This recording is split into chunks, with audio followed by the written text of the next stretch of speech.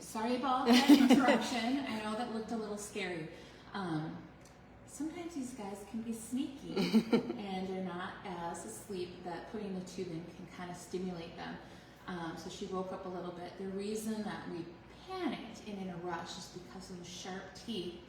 When she's a tube in, we don't want her to bite down on the tube and then have that tube in there and the front part off where we potentially have that tube stuck. So that was the cause for our rush.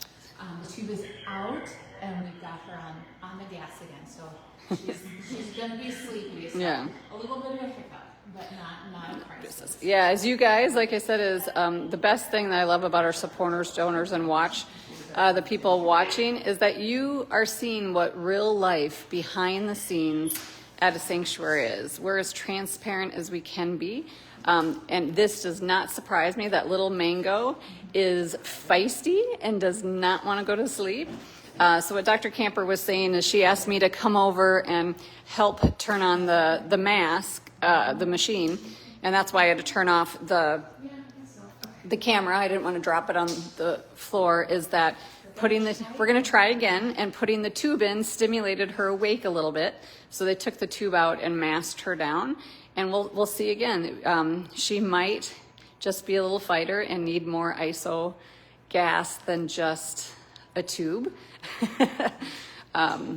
Again, nothing was painful or anything like that, but it's just every bit is why we were talking about why we were waiting so long in the kennel, is we don't want to pre-stimulate her, and any movement, touch, and especially a tube in your throat can stimulate her. So she just needs a little more gas to stay asleep. And the concern is more for the staff because Mango is 43 pounds, but I will tell you, being with her and Dash, the strength of 43 pounds of a lion cub is extremely stronger than the strength of a little dog or cat, especially with the sharp claws. And even though she has baby teeth, the jaw strength is quite there. So it's all about kind of safety and things like that. But this happens with dogs and cats. Yep. And she's still wanting to stay awake a little bit, so they're going to try and give her some more gas through that tube. She is definitely feisty.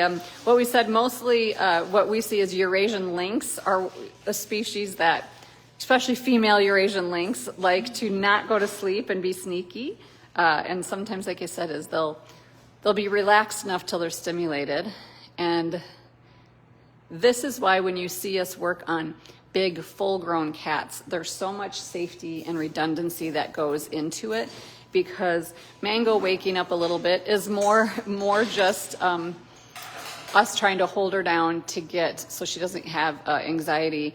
But if that was a big cat like Kim or Carl, that can definitely be a big safety risk. So if you're just joining us, this is kind of our third live post today explaining what we're doing with Mango here. Mango has proven to be full of spitfire and independence like she has been. And so they're just kind of talking through the procedure. We're going to be a little patient with her anesthesia since she is deciding that she does not want to go to sleep today fully. She wants to stay awake. And of course, for her safety and everybody's safety and to be able to proceed, we're just going to let her inhale in some of that isoflurane gas. No, you cannot overdose on gas the way we're doing it. So obviously, do you want to talk a little bit about the drugs we use in isoflurane gas? I mean, you definitely can overdose on it. But not how we're doing it today, is what I said.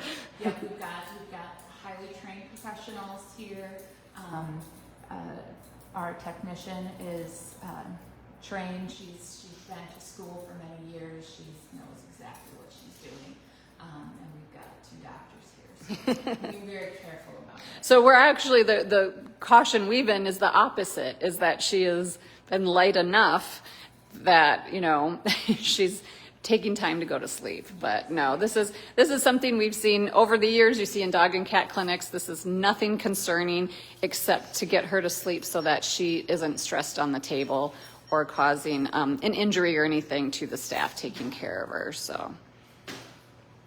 And we're not just going by her moving around. There's other things like position of her ears, that palpebral jaw tone, things like that. So there are lots of different ways that she's kind of being measured here that are subtle, but with years of experience, you kind of are watching. Yeah, and again, you remember anesthesia causes amnesia pretty much. So this is not anything she's remembering, she's stressed about. This is kind of just the involuntary reflex of not being asleep and having a tube in her mouth. Yeah. So if she was a human, she'd probably be saying hilarious things during this process. But the injectable drugs that we give them have amnesia properties. Yeah, she won't remember anything past. She probably won't remember the Coke that she got. And these are the things about being a transparent sanctuary and always bringing you live and what we do. I've seen it with other sanctuaries and zoos that go live. Remember when you guys were here for the intake exam of Lloyd, when we found all the granuloma, we thought we were doing just a regular intake exam, and then we found all the granuloma in the mouth. And so they're going to position her now on her back so that we can kind of see that hernia. This is a table that is heated and also goes at an angle.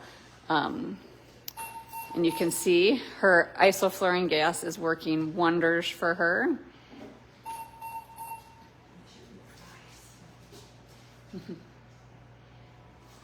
So once she checks vitals and everything else, we will probably ask Dr. Camper a few other questions about the hernia today, and then kind of let her, we always kind of, once they go into the actual procedure, and we want it to be very sterile in here, and we also want them to focus on the procedure they're doing, I usually step out. Look at those little baby teeth. Still little baby teeth.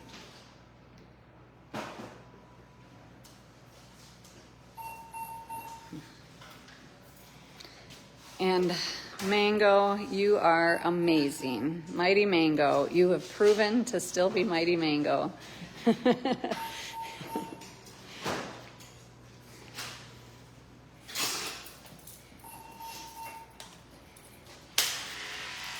Look at this paw before they...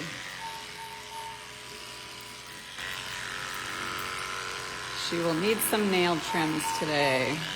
But she still has baby claws, even though they can do a lot of damage.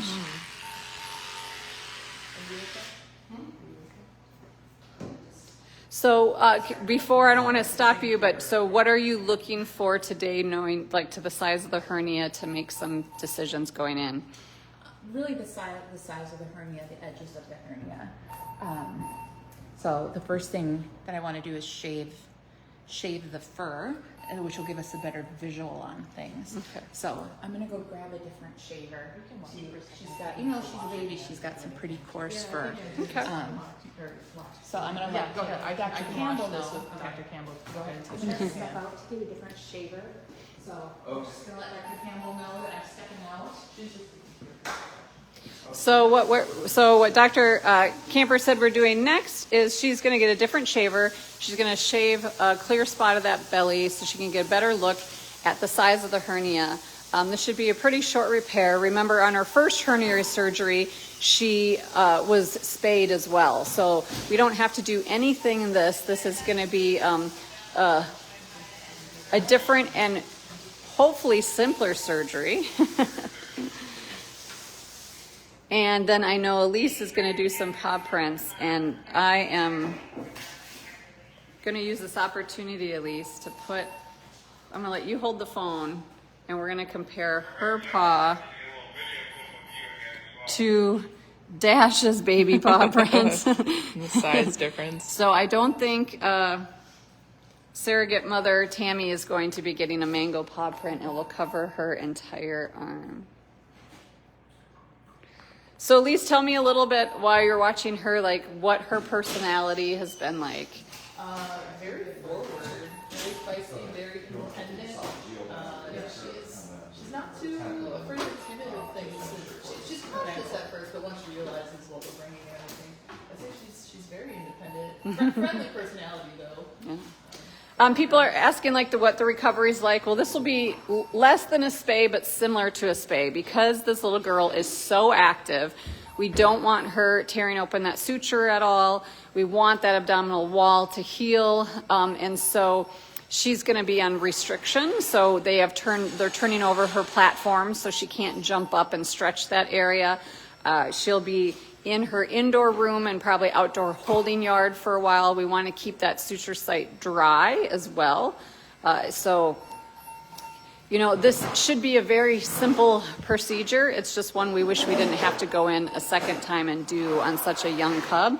And again, you know, we don't know if this is a genetic issue or if this was that she grew really fast, but we wanted to get ahead of this because the bigger she is, the heavier that, you know, those organs and all that weigh on that abdominal wall. And so if today we find out that she needs mesh or something more for the long run, this prepares us for what the future holds. But we're really hoping this is a simple repair and that this will be, you know, the last time this little girl has to go under surgery. And since she was spayed with the first hernia, we don't have to do that procedure again. As you guys remember with the Ukraine Pride and others, we had to schedule spays for them at about 10 months and 11 months old, some of them a little younger. And so she won't have to undergo that again, which is a great thing.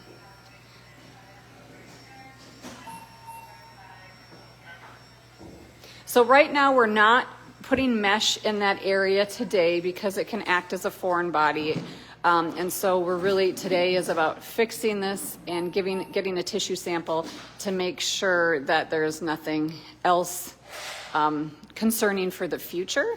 But we also know, remember, that this little girl came from a very hard situation and she is the only cub that survived from that roadside zoo. And so what we do is take all this as information to, you know, every other sign is showing that she is a healthy cub growing leaps and bounds like she should be. And so right now she's just palpating and kind of feeling around. And these are the ones that are hard that you guys, we'll go back and answer any questions we can. It's hard in the moment. One is I can't really see the screen, but two, we don't want to interrupt our veterinarians once they're in a procedure and our techs. We want them to focus on the animal and the task at hand. So it's not that we're not trying to answer, but I'm not being able to see the screen and watch Mango at the same time. And as you guys know, my heart and your heart is with this girl. So I'm just as interested as watching from the sidelines, even being the executive director. All right. A little bit about her anatomy. So this is her belly button. We can't see it, the light, sorry. That's her belly button right there, kind of a natural, normal structure. Her spay incision is actually right there. That's where she was spayed. That's where she was spayed. And her previous hernia repair was kind of north here, of that, which higher is than kind of unusual. Usually, the umbilical hernia repair is kind of right where the umbilicus or the belly button is. Right now, the defect is kind of right here, so at the base of her previous repair and kind of over the belly button, and it's pretty small. So it's pretty small. And her she's on her back, so there's no tissue. like when she stands up, I can see that little bulge, but when she's on her back, it's back It in her slips back in, back in. yeah. So you have to feel for it. Okay, so you feel this is a much minor surgery compared to the first one, without being in. We can't ask you to predict the future, but yeah. Well, good. We're going to let you get to work, and we appreciate all of your time and stuff today, but this means it's a smaller defect that might be at the tail end of the original, which means it's probably a good sign that it's nothing new and expanded in the abdominal wall. It's just... I'm hoping it maybe it's just because she's fast growing. Yep. That just a little part didn't heal like we'd want it to because of she was fast growing and moving around, and that we're just some stronger, beefier suture material. Okay. Well, awesome. Well, we will let you guys do your work. We'll let Elise finish with paw prints. We will go back and answer any questions we have. And of course, all of you, I'm going to give you an update when she's out of surgery and recovering and everything like that, because we know you guys love her as much as we do. You have helped us rescue these lions from Canada. And if you want to help with medical procedures and ongoing care like this, you can always donate at the link below. But keep sending them good thoughts, and I know they want to get sterile and masked up and everything here, so we will be heading out. Rest assured, she's not a really. She's. No, we're not worried about her waking up. She's not at anything. Awesome. All right. Thanks, everyone. We'll keep you updated.